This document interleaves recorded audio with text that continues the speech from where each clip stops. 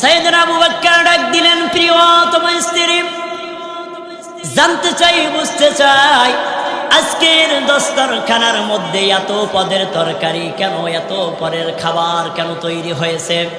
সাইয়েদনা আবু বকরের স্ত্রী ডাক দিয়ে বলতেছেন, স্বামী গো, প্রতিদিন আমরা যে পরিমাণ খানা খাই, তরকারি যা ব্যবস্থা করি, তৃপ্তি হয় না, মজার খানা খেতে পারি না।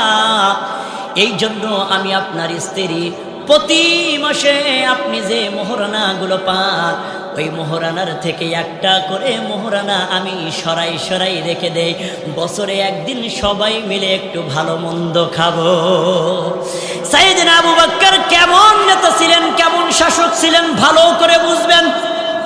সাইয়েদনা আবু বকর সাথে সাথে চলে গেলেন মসজিদে নববীতে। বেলালকে ডাক দিয়ে বললেন, বেলাল আজান দিয়ে দাও। বেলাল বলতেছে, আমিরুল মুমিনিন আবু বকর, আপনার মাথা ঠিক আছে তো? এই সময় কেন আজান দেবো? তুমি আজান দাও। হযরত বেলাল আজান দিয়ে দিলেন। সাইয়েদনা আবু বকরের অনুমতিতে আজান হয়ে গেল। সমস্ত মসজিদের মুসল্লিরা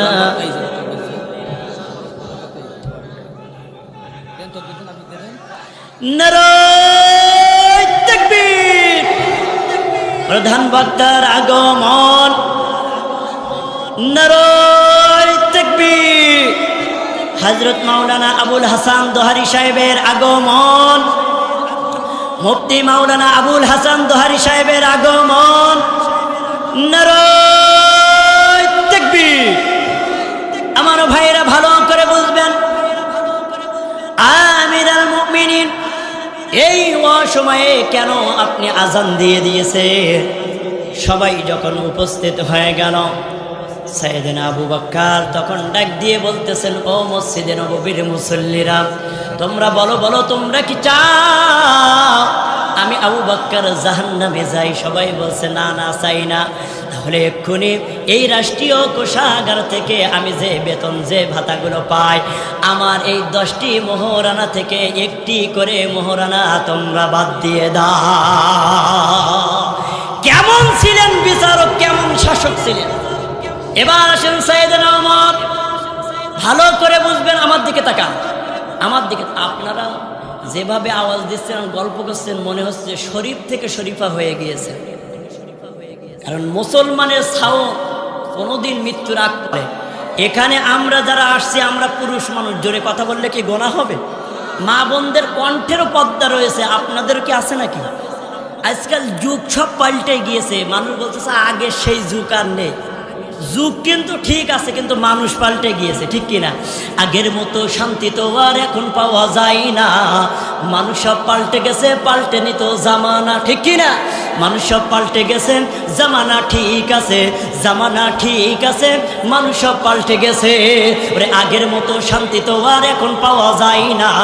মানুষ সব পাল্টে গেছে, পাল্টে নিত জামানা হাই, জামানা ঠিক আছে, মানুষ সব পাল্টে গেছে, মানুষ সব পাল্টে গেছে, জামানা ঠিক আছে। চুলগুলো খাটো খাটো, শর্ট পা নাটো শাটো, সানগ্লাস চোখে তার, যেন কোনো জমিদার। বুঝজুতা পায়ে দিয়ে, কাঁধে এক ব্যাগ নিয়ে, কথা কয় না, বুঝজুতো পায়ে দিয়ে, কাঁধে এক ব্যাগ নিয়ে, ঠোঁটে দেয় লিপস্টিক, হাসে শুধু ফিক ফিক। ওদিকে গেল দুচোখ, মনে হলো ভদ্রলোক। কাছে গিয়ে দেখি, হাইরে পুরুষ মানুষ না। মাশাআল্লাহ দাঁড়িয়ে আছে মিস জরিনা, হাই আপা, মাশাআল্লাহ দাঁড়িয়ে আছে মিস জরিনা, ঠিক কিনা বলে? আগের মতো শান্তি তো আর এখন পাওয়া যায় না। মানুষ সব পাল্টে গেছে, পাল্টে নিত জামানা হাই, মানুষ সব পাল্টে গেছে, জামানা ঠিক আছে, জামানা ঠিক আছে, মানুষ সব পাল্টে গেছে। আবার অনেকে এখন বড় বড় চুল রেখে দিয়েছে, বলছে আমি মানে আসলে মাইয়ে হলেও কি মনে মনে পুরুষ। কথা কয় না, কথা কয় না। ওই যে কয়েকদিন আগে দেখলেন না, একটা ধরছে বোরকা পরা অবস্থায়, ও হোস্টেলে গিয়েছে। ওরা যখন ধরা খেলো, তখন বলতেছে আমি বন্ধুদের সাথে বেড বেঁধেছিলাম যে আমি হোস্টেলে যেয়ে ঘুরে আসবো, কিন্তু কেউ আমারে ধরতে পারবে না। সাংবাদিক বলছে ওরে আসালা বাই দিয়ে সোস, তারপর ঠিক হয়ে যাবে। তাই তো কবি বলতেছে, আগের মতো শান্তি তো আর এখন পাওয়া যায় না, মানুষ সব পাল্টে গেছে, পাল্টেনি তো জামানা হাই, মানুষ সব পাল্টে গেছে, জামানা ঠিক আছে, জামানা ঠিক আছে, মানুষ সব পাল্টে গেছে।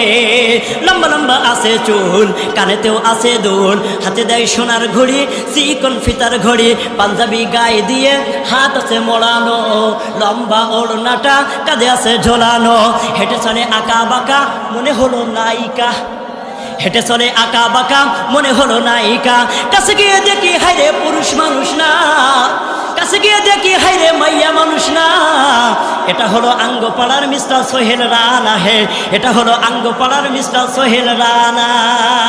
কথা কয় না, আগের মতো শান্তি তো আর এখন পাওয়া যায় না, মানুষ সব পাল্টে গেছে, পাল্টেনি তো জামানা হাই, মানুষ সব পাল্টে গেছে, জামানা ঠিক আছে, জামানা ঠিক আছে, মানুষ সব পাল্টে গেছে।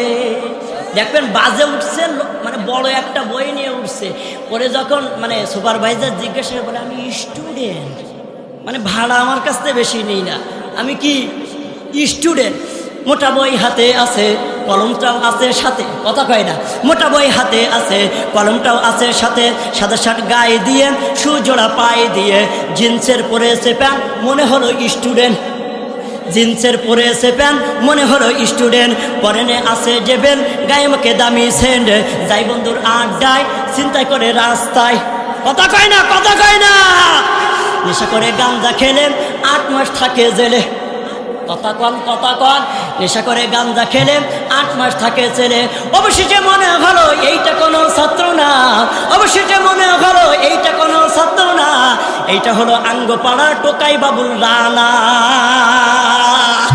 কথা কয় না,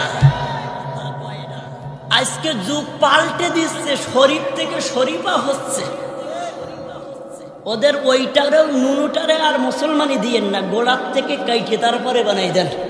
আমার ভাইয়েরা ভালো করে বুঝবেন, সাইয়েদনা ওমর কেমন খলিফা ছিলেন, সবাই মাত্র 3 মিনিট লিখে দিয়ে গিয়েছেন। সাইয়েদনা ওমর মসজিদে নববীতে যাবেন ফজরের নামাজ আদায় করার জন্য, হুজরার দরজাখানা যখন সাইয়েদনা ওমর খুললেন, লক্ষ্য করে দেখতে পেলেন সাইয়েদনা ওমর, কে বা কারা, সাইয়েদনা ওমরের হুজরার সামনে ছোট্ট নবজাতক শিশুর লাশটাকে 60 টুকরা করে সাইয়েদনা ওমরের দরজার সামনে রেখে গিয়েছে। কথা বুঝলেন? ওমর মসজিদে যাবে ফজরের নামাজ আদায় করতে, দরজা খুলে দেখলো ছোট্ট নবজাতক শিশু বাচ্চার লাশ 60 টুকরা করে রাখা। নারায়ে তাকবীর, লিল্লাহি তাকবীর। দ্বিতীয় বক্তার আগমন, হযরত মাওলানা ইমরান হোসেন হুজাইফি সাহেবের আগমন। নারায়ে তাকবীর। আমার ভাইরা শেষ করে দিচ্ছি, সাইয়েদনা ওমর দরজা খুললো, দেখতে পেল 60 টুকরা করা ছোট্ট নবজাতক শিশুর লাশ। ওমর মসজিদে গেলেন, ফজরের নামাজ পড়লেন, কিন্তু মুখটা বড় মলি, মাথাটা নিচু। সবাই বলছে কি হয়েছে? দ্রুত গতিতে একটা টিম গঠন করলো, কে বা কারা এই কাজ করেছে? ছোট্ট নবজাতক শিশুর লাশ 60 টুকরা করে আবার আমার দরজার সামনে, আমি খলিফা ওমর, আর আমার সামনে আজকে দরজার সামনে ছোট্ট নবজাতক শিশুর লাশ 60 টুকরা করে রেখে গিয়েছে। মেনে নেওয়া যায় না? দ্রুত গতিতে দল টিম গঠন করে দেওয়া হলো, সবাই চলে আসলে তোমাদের সবার জন্য 24 ঘন্টা সময় দেওয়া হলো। 24 ঘন্টা গেল, কোনো খোঁজ খবর যখন পাওয়া গেল না, তদন্ত করে যখন কেউ পেল না, আপনার 48 ঘন্টা গেল, 72 ঘন্টা গেল।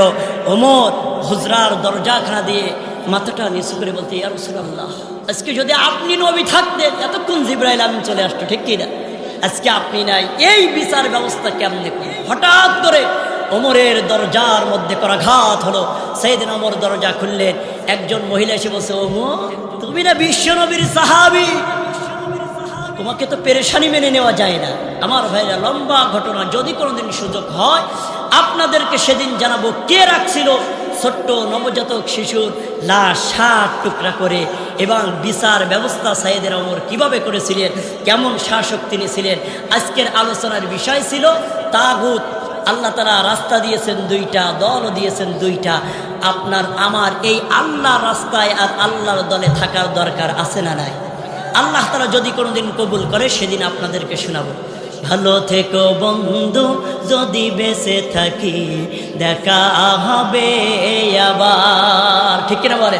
ভালো থেকো বন্ধু যদি বেঁচে থাকি, দেখা হবে আবার। চারিদিকে মৃত্যুর হাহাকার শুনি, কুন্দন হৃদয়ে সবা। মনটাকে ধুয়ে মুছে সাফ করে না, বেলা বুঝি হয়েছে যাবার, দেখা হবে আবার। ভালো থেকো বন্ধু যদি বেঁচে থাকি, দেখা হবে আবার।